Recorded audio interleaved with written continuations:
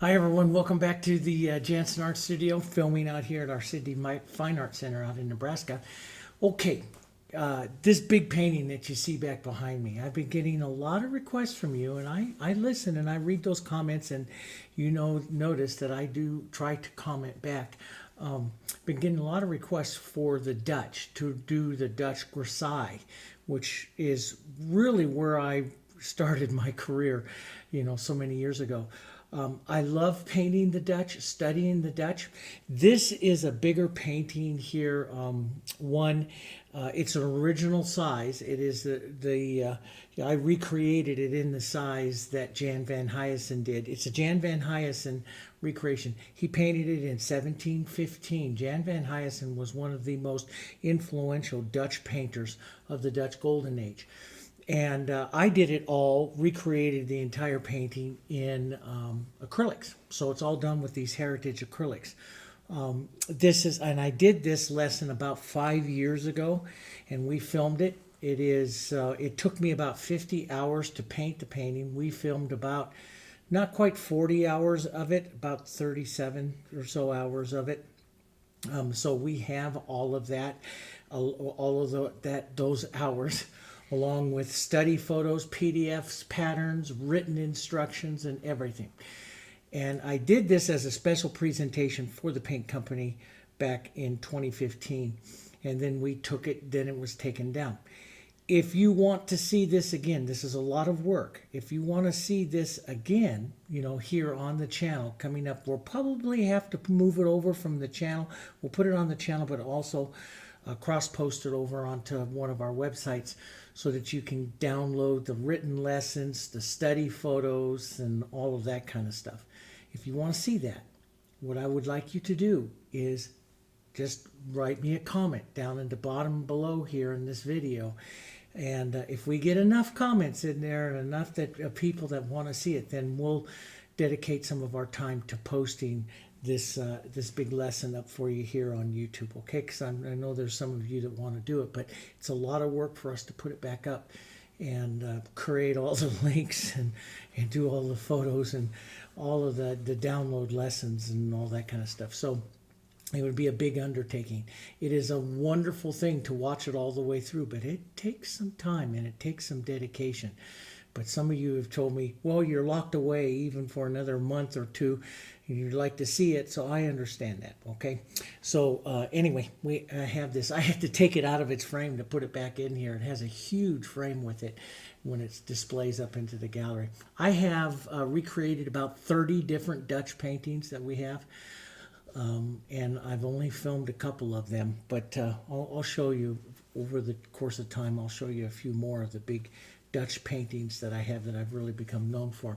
All right, we're going to do some primroses, and what started me on all of this anyway is the primrose. There are primroses here, auriculas. Auricula is what the Dutch referred to the flowers out. They're primroses, and they are here. Van Heysen put them into here. And what I did is I took my little 8x10 board. I sketched out a few little primroses. The leaves are a little bit bigger, so while we were setting all up, I was sitting down here and I'll sketch this out. I took a little medium white and white, put it on one of my boards. I started out with a white and then put a little medium white over it, streaked it. Just a nice little practice board. And I got all kinds of nice, look at all these beautiful primroses. They're just so bright and colorful. They grow in little clumps. I've painted hundreds and hundreds of different types of primroses, especially when I do the Dutch design. This kind of coloring is one of the most popular in the Dutch designs. But anyway, I have these to kind of look at, and I really like this one, and I was thinking about some pink and yellow or some white. You got to put them together in kind of clumps. So I was thinking, maybe some pink and yellow, and maybe a darker one over here to the side, a darker red or so. We'll kind of get into that when we have that. So I'll put some stems and some stuff. I'm not going to do anything to the background first today to start out with, and I'm going to do it since the little primroses and stuff here have, and I did not know this. I was looking up when I was looking up the primrose photos and stuff here. It's also called cowslip. Now, if you knew that, that's great. Now, I've painted primroses for a long time, but I've never, I knew the other Dutch version of the name, but cow's lip, I didn't know that. So that was kind of strange to me. I looked that up, and it says also known as cow's lip. I did not know that. But anyway, I have these at our house out in Pennsylvania, or these little primroses, and I love them. But I love this one, and I think that one would make a fantastic one up here into the front of the design. So it has rounded little petals. Let me get back on track here. It has rounded little petals, and so I'm going to use maybe a 6 filbert here, so that as I stroke each petal maybe a couple of times, I kind of break it down. It's like, yeah, okay, I'll bring it in this way and this way, almost like decorative painters recognize, almost like little comma strokes here. These little 5-petaled flowers. They could have more than that, but mostly 5-petal flowers, and kind of overlapping each other a little bit. So let's get into the painting of it. I'm going to start right with my center of interest. And for my palette here, same palette that I've used for a lot of things. And when I was putting out the burnt sienna here, it went boom like this, and actually hit one of the monitors over there too. So it kind of exploded on me a little bit, a little air pocket. So this is Hansa yellow, Darulite yellow, burnt sienna, yellow oxide, naphtha red light, pine green, phthalo blue. This is one of my favorite red violets, and quinacridone, which is becoming one of my all-time favorites, and white. And my number 6 filbert, I have, just in case I want to do the background, a 3/4 inch. I'll put my little primrose photo right up over here. And let's just attack the primrose. Now, we're painting acrylic. A lot of times, when I used to paint oils and stuff, we would always go darks and stuff first, but not necessarily so with acrylics. But there is that beautiful red violet kind of center going around this pink one here, that I want to put that in first, and it streaks out. And so since these will be a lighter pink, the lighter with the white is one of your most opaque colors. It'll take it out really easy, and we can go back and forth. So I'm going to take a little bit of my naphtha red light and my quinacridone. We'll put that in our small filbert here, and I'm just going to pull out, leaving a little light in the center there. And boy, these are going to be fun to paint. And pull these out. Try to stay in the flower there, Dave. But that's okay. It's acrylic. We can fix it. And I'll just, if it starts to drag on you at all, it is hot here today. And of course, we turn the air off when we're filming and stuff, so you don't pick up any of the ambient noises. And so it is a warm day today. We're going to pull this around, and there, so we get that nice kind of pinky color. It would be great to have some of this color show up in some other ones out here. Maybe we'll do some darker reds and stuff like out here. So you know me, I'm a big advocate of color movement, harmony of color. Of course, that's what I did for so many years as a colorist and a chemist, was working out systems and making sure paint systems work together well. So I'm going to put some of that there, and these we'll do the reds, and up here we'll get some yellows to whites would be kind of pretty, and the yellows to whites could even have a little touch of that. It'll probably cover up, but we always do it. Always move color around. Now you see, you move that color around your design. You have it focused in here on your center of interest, but you move that color around your design. That's the most important part. Okay, so let's keep moving here. Let's go, let's put some yellow right into our center. I like that Darulite yellow, little Hansa yellow, and I'm just going to start out here first with some an extra little touch of the yellow oxide. This is a nice opaquing yellow, so it'll take out some of that red that might be in there. Then we'll go back and touch into our other 2 yellows and add just a little bit of that in there right now, just real quick. Let's do that. Let's take all 3 of those yellows together. This is when I'm painting them with the yellows. I like to model them together like that. And let's just kind of push in some little flowers out here. Now, I sketched this on with pencil, And so you see these, and a lot of times, you know, you see me when I paint florals, I don't sketch, I draw with my brush. But while we were all setting up here, I was just like, oh, I'm just going to sketch something on. But it all erases. That's the nice thing. After about an hour let the acrylics dry for about an hour, then I just take a pencil eraser and it'll erase. So the mark right here, if it doesn't get covered up, will erase right through the paint, so you don't have to worry about it. Okay, let's maybe move a yellow one right back to here as well. A little bit of that yellow. So we have a bit of that yellow moving around the design. Let's move it through. Take a mark or so. See, that'll be kind of pretty with this back here. Maybe there's some back ones back there. I'm a big advocate for doing that. You know that now. I like to do that. So these are going to be pink. These are the yellows, maybe into whites, pink and whites and dark reds.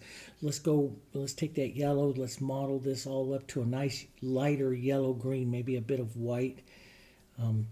The primroses, you know, have a larger leaf to them than you do like roses and stuff. So let's take a look. That might be a little bit too bright. So let's just add a little yellow oxide and a touch of the burnt sienna there. How would you tone the green though if you didn't want to use burnt sienna? You go right into your red, right? Your complement of your red. And red would be a good thing to do since we have so much of that in the design. But let's change it up. Matter of fact, let's just add a little red. See how a little bit of this red starts to gray that down, tone that down really quickly. You can lighten it up to any kind of value, see? And you get a softer, lighter green and pretty. And see, it's, excuse me, it's really nice when you're doing a composition with a lot of leaves to change and rotate those colors through. That's what we like to do. Makes it look like we know what we're doing. So we'll just put in some of that green. Let's model this up a little darker, a little different green. Put in a little different touch of that back there. Let's fill up the center part of our design here. Matter of fact, let's go my favorite, which you see me do a lot in the small florals, pine green, burnt sienna, and then a little bit of the red violet to cool it. Let's fill up in here a bit. That'll give us some nice center of interest contrast here. Right around, we'll put a bit of this onto our leaves as well out here. And you notice I like quick movements of the brush. I don't like to, I like it quick, spontaneous. I like them to have energy and life, and that takes a bit of confidence to do that. And you can do it. You know, it's just, like I say, you have to get it in your mind. It's a bit of paint and a board.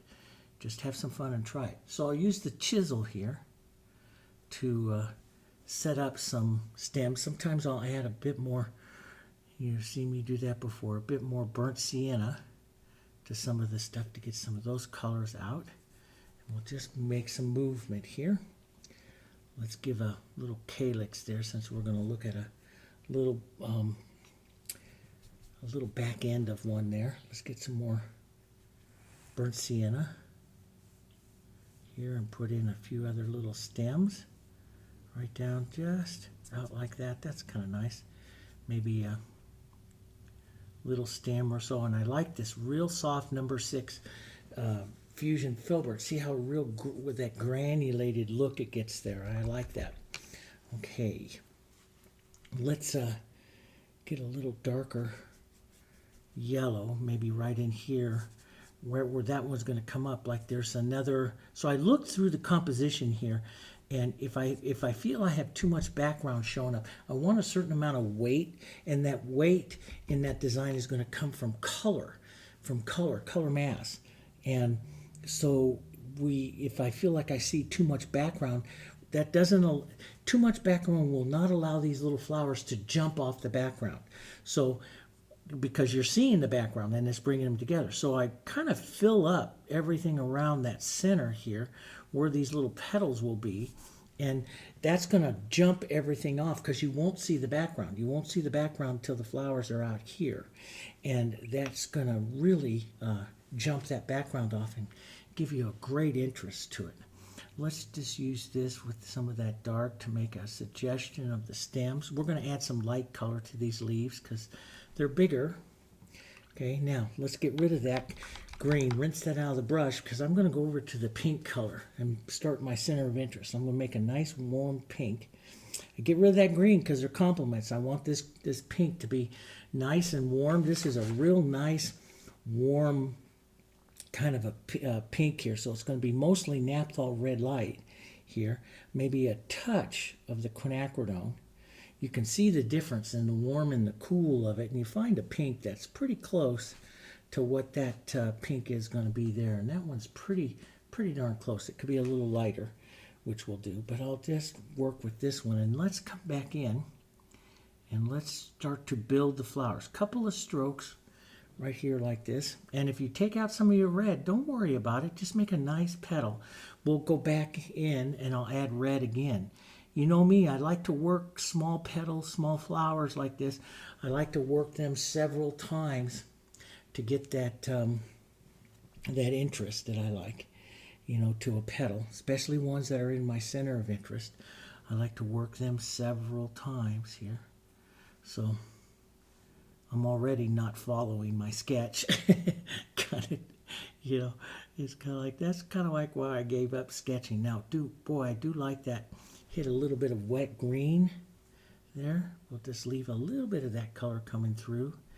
I like that because it gives that nice transparency to the petals. And here we go. And let's change up just a bit. Let's go a little cooler. So I don't always want to run the same colors. And we can darken it down a bit. So let's just change a couple here. A couple of strokes for each petal. Here we'll just put a few in. Let's go a touch darker, maybe a touch cooler with some quinacridone here. It just makes kind of a pretty little coloring there. And let's just, I'm a big advocate, boy, carry that color around. That's just good stuff. We're going to let that dry up a minute so I can stroke them lighter and stuff. So we'll go over here, we'll pick up some more red and some violets, and I'm going to add a little green because I don't want this to be really bright. I want it to be a little more toned out here. Let's take a look. I want it to be a little bit more toned out here so that it doesn't take away from my center. If I get too bright of red, it can take away. We're already going to have a contrast of a value contrast with the background here. So I want to make sure I lose the edges. So I just use my finger like this and lose the edges of these little red ones out here. And I also want to gray them down a touch. So we'll add a few, little bit, these guys right here. Maybe a little turned one right here. Right like that. So you feel like to lose the edge. Use your finger and lose the edge. That's the lost edge. So you see it stays very soft. Let's just add a bit of that color around the design a bit, because that's what we do, right? That's what we do. We're artists. We harmonize. We move color. So this will harmonize those. That's pretty good. Yep. Now while that sets up, I'm not going to do really too much to those down there. They look pretty good. You know, having those lost colors and stuff in there really looks kind of nice. Maybe we'll fill in with some yellow oxide right in there. Then we'll go back and, you know, work their centers and stuff again. But that looks pretty good. Let's go out to our yellows. Let's get a nice bright little yellow. And hunts of yellow, a bit of white, which will opaque it up a bit. And let's pull some of these nice lights, maybe a little darky light in there to change the color over a bit. Here, I just like those bright. For most of my career, first 20 years of my painting career, I was a super toned painter. Now I just love these bright colors and how they jump off the design. Just full of life and energy. I like that. Let's put a little bit of yellow into those, a little bit of that showing up. a bit of that showing up down in there. It's kind of pretty. And well, now the thing is with my lights and my brights here, they don't show up that much, you know, making the flowers bounce off like I do if I put that cool blue back behind there, which we may, but I don't want to do that all the time. But you can use any kind of color to darken down your background as well. And I might darken down my background just a bit. We'll take a look. First, let's go through and let's lighten up a bit. Let's lighten up into our pinks. Those should be nice and dry. So I'll take a little bit of that yellow and my lighter pink, nice light warmth here. And I want a lot of paint. I want some texture this time. And I want to just touch it and lift it off. Lift it off as I get about halfway. So I'm leaving some of that pink and that definitely that red as that's building up there. So it's touch and lift off about halfway. You can always take your finger and slide it back the other way here and take some of it off. A little bit of touch there. Pick up some more white, light touch and lift off. And just slide that in and out a bit. Let's not do too much on this one because I want to leave that green right there. So just a little hit of it right there is good. You know, if you have a nice little thing like that happen to you, just, you know, work with it. That's what I always say. We work with it. Let's make it look like it was intentional. So let's put a little bit of light onto these here. There we go. A little bit of light. They're fun little flowers. Just a little touch. I start to, as I get away from that center, you notice I just start to get really casual and I kind of touch them really fast because I don't need the detail. I don't need it. And if I sit there and if you make every one perfect, you're just going to flatten out your design. Let's restate some of that nice red. And we did red with a little bit of the red violet in it. Let's restate some of that pulling out, just little bits of it here, pulling out. And you can use the little chisel of the brush, the little point, and you'll get that little feathery edge there. That's kind of pretty. And I used to always use a liner brush, but then the liner brush always made exactly the same stroke in each petal, and it became very stiff. If you notice, this keeps a lot of variation. And like it was told to me years ago by my teacher, variation is the key to interest. And we want to be interesting painters. Let's add a little red violet here. And so we want this interest. And so interest comes from variation. Variation comes from using a larger brush, different parts of it. If you use the same brush, it makes it easy. You won't get as much variation to it. Let's put a little corner of some lighter yellow right up in there. Now they have like a little star kind of, a lot of them have like a little star center. I'm just going to tap in some going around. Not going to get that much detail to it here. Little Hansa.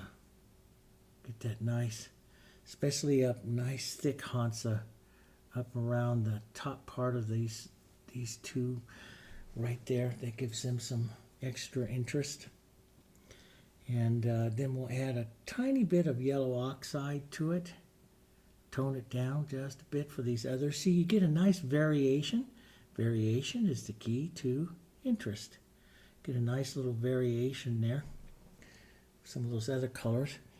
Let's take a bit of the pine green and burnt sienna here. And we'll make that darker little center dot in there. Tap or two there. That's kind of nice. We'll add these in here for right now. There. That's starting them. They're starting to really come to life here. I want a little bit more light, I think. That nice warmth over here. So sometimes, you know, with my textures and stuff, nice new paper towel, Sometimes with my textures and stuff, I like to do them a second or third time. So if I have these petals out here that I really want to get the interest to, I'll do them a second or third time. Maybe those two right there, and let's do this one right here. Not too much onto that one. Let that interest really come up here. Now, to really pop that interest, we have to get background contrast, right? Which means I've got to darken and cool that green that's sitting in this leaf that's right here. If I really want to pop this little flower out, now look at what that does here to popping that center flower off, see? So it may not be, a lot of people jump immediately to white and try to keep going more and more white, but no, that's not really always the answer. You have to use a rule of contrast called simultaneous contrast. And what simultaneous contrast is the other colors around it are going to affect the color itself. So by adding a little bit of dark, let's even go to a darker yellow kind of color over here by this flower here. See, it doesn't even have to be a green. It can be like a darker yellow. I'm jumping that flower off the composition here, see? And so you'll find the simultaneous contrast through. Now, this is some of the stuff that the Dutch did too.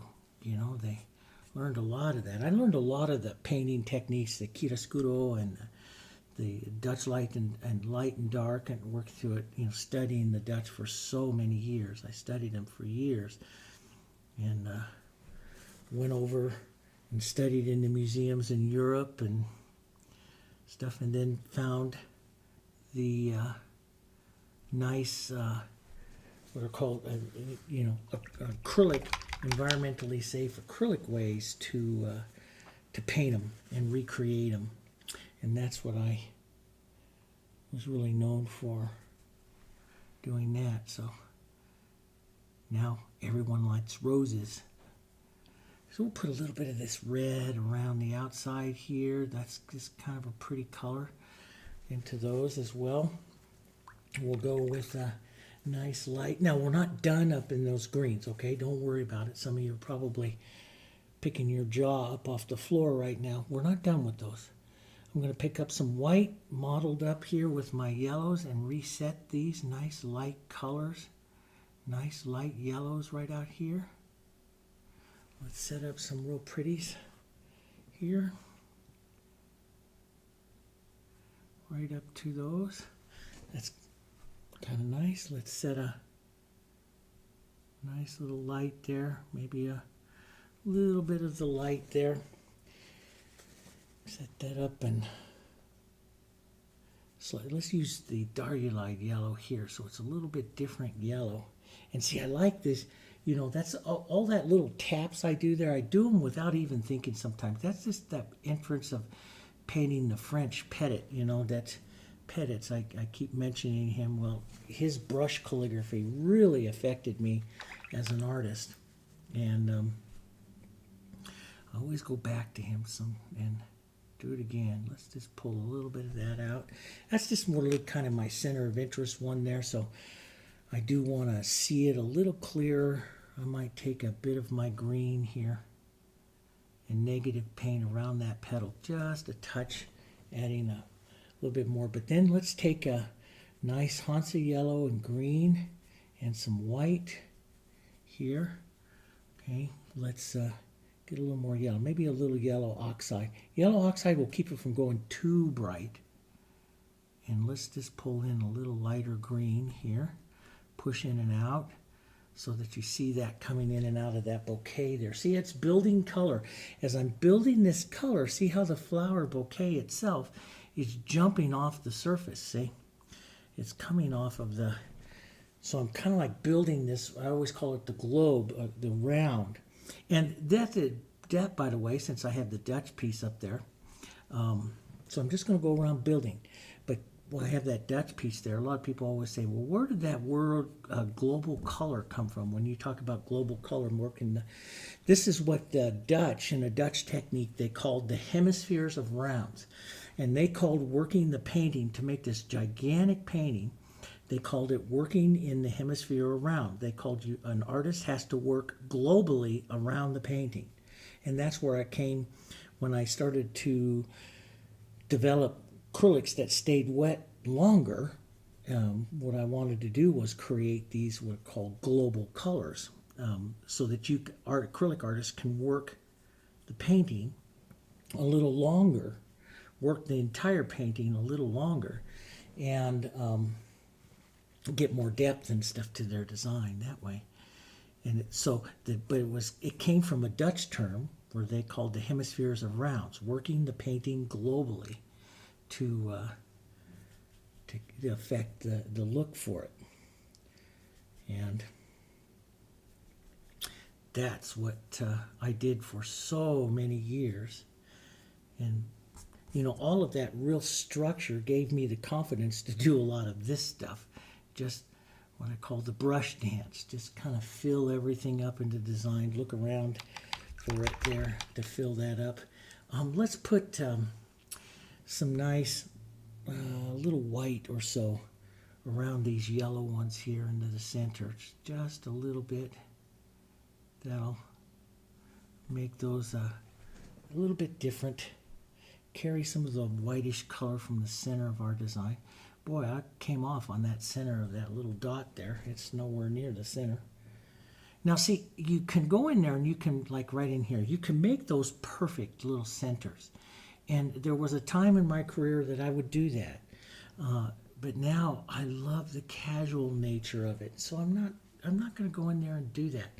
But let's go in and let's lighten up, warm up, yellow up here a little bit more onto some of these leaves. And so, and when I come with it, the thing that's really good here, guys, is when I'm coming with these second strokes like this as the light, see how I'm using actually a different stroke and highlighting pattern than I did before? It's a little different than what I did the first time. And that keeps it from being repetitive, right? Variation is the key to interest. And so if I come back in here and highlight with the same strokes I did the second time that I did the first time, what's going to happen is everything is going to be just nice and stiff as you repeat and repeat and repeat.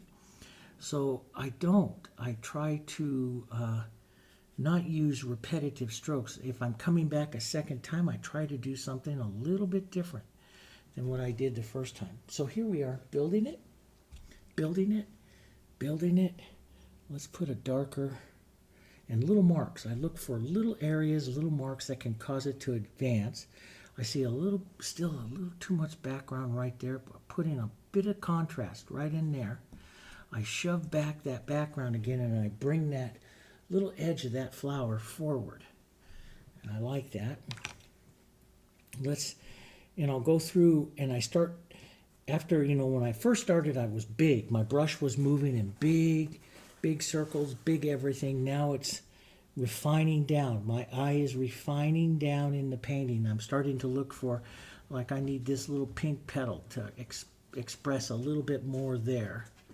And a little bit more right there. Let's express the edge of a light pink petal right in here a bit more. There, like that. Put a little heavier, make a found edge. We have, these are the lost edges, so I make that nice found edge of that petal that causes a bit more detail, structure to it. You see it a bit more. And so I'll bring these nice light little pinky ones here. Maybe I like a bit of that green showing up there. We can even put a little bit of that green right into the petal. It's kind of nice. That little white outline there is not too great. We'll take care of that, but that little light green is kind of nice in there. So we'll just let this kind of fade away over here. Let's put that right on top. Let this kind of, a couple little pettit marks and let it fade away. Nice little set. Let's get a bit darker, bit different. Right over here, here's some of that beautiful quinacridone and that violet. just push a bit of that right out here. That's kind of nice. A little water. Maybe a touch or two out here, something else falling away. You know, I like those little ideas and suggestions of it falling away out there. You know, these are very heavy. The primrose is a very heavy flower. It doesn't have a lot of what we call negative space between the petals. And so you might just come out and just put little accents of other colors out like this. And that just starts to make the feeling of the design a little lighter. A little brush dance there.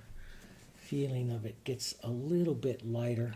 This one here can have a... So I start to look all the way around. And I see this one right here could maybe have a bit of yellow.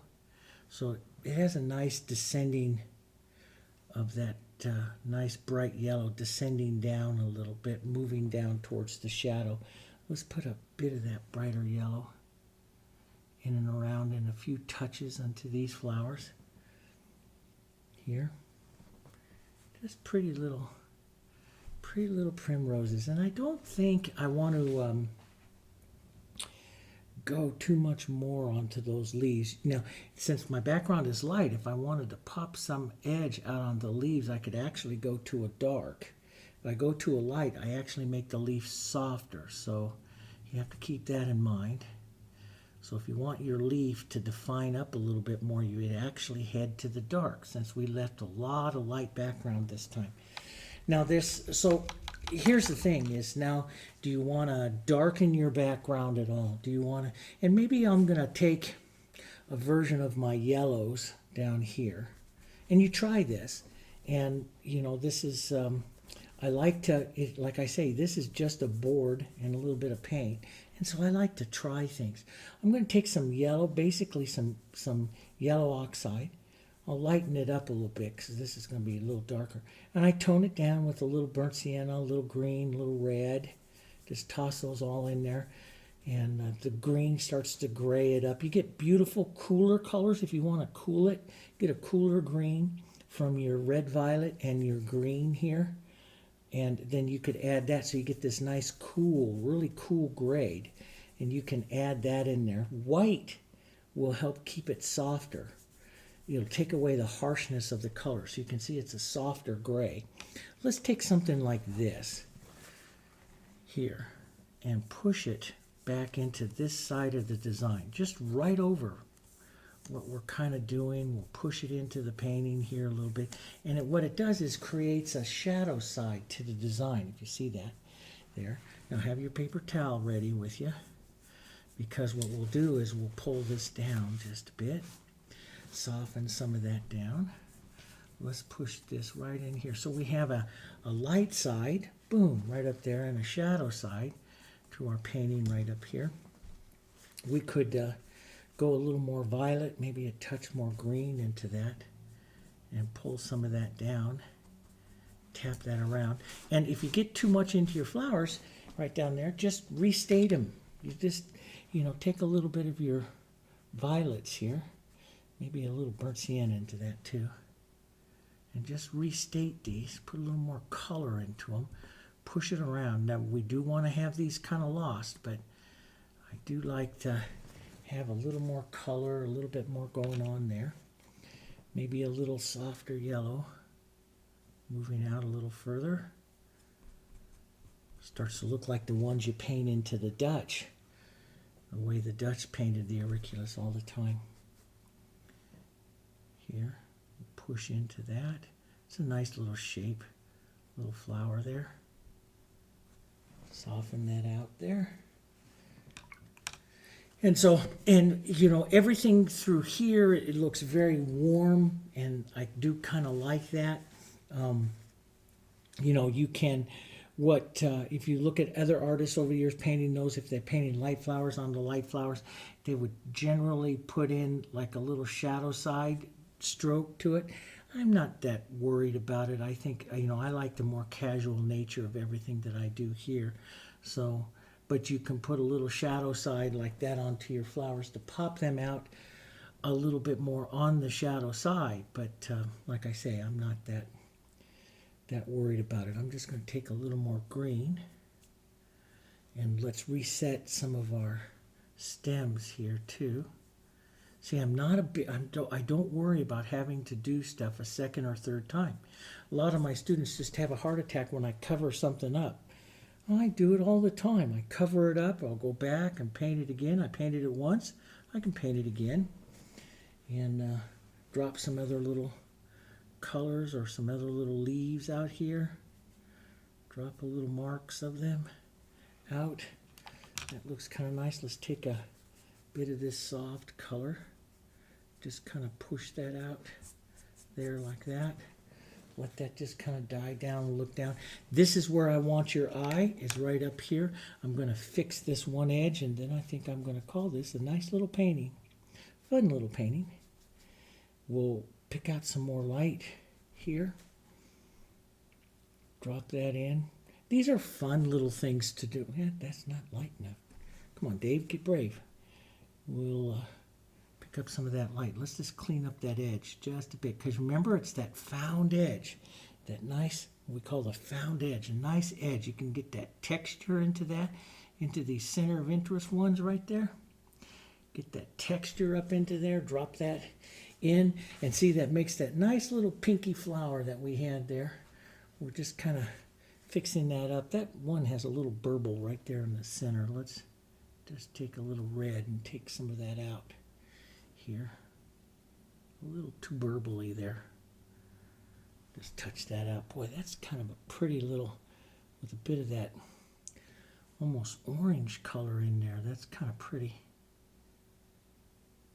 Like I say, you know, if something happens and you notice it and it's kind of pretty, explore it a little bit as an artist. This is how you learn.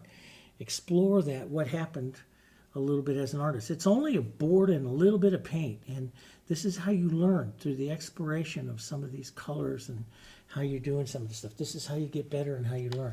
Okay, so that makes a nice, that's a nice little look there. Let's grab this frame.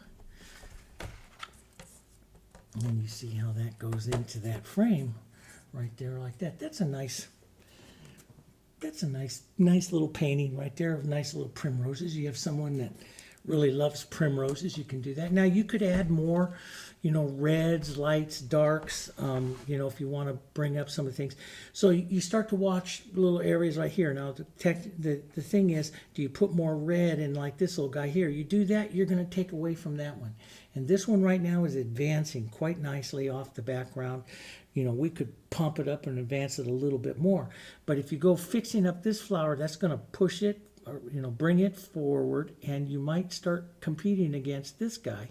And you might, you know, sometimes a painting is only a really, these are all accent support areas, and this is really what your painting is about. That center, that little center of interest right there, okay? So there you have little primroses, okay? So if you like it, you want to see more, you know what I'm going to say. Hit the like button down there. Drop me a comment on it. I really would appreciate that. And if you haven't subscribed, please consider subscribing to the channel. And if you do want to see the full, big, huge lesson on the detail and painting of something like that, that's what I was known for. That's where in 2007 I was knighted by the country of France in Paris. And that's one of the things I was done for, that I was known for, taking these older styles and putting them together and painting them, recreating them with environmentally safe acrylics. And that's what this, the Heritage paint is a completely green. The company that makes it is completely green, and they're environmentally safe. And so there's nothing that goes back into the environment during the production of it. And so that's what I was very honored to receive that in Paris back. I think it was 2007. So anyway, if you want to see that, just drop me a comment. If we get enough, we'll put that up there. If not, we'll continue to paint more primrose, okay? Either way, we're continuing to paint, okay? All right, I'll see you guys on the next one.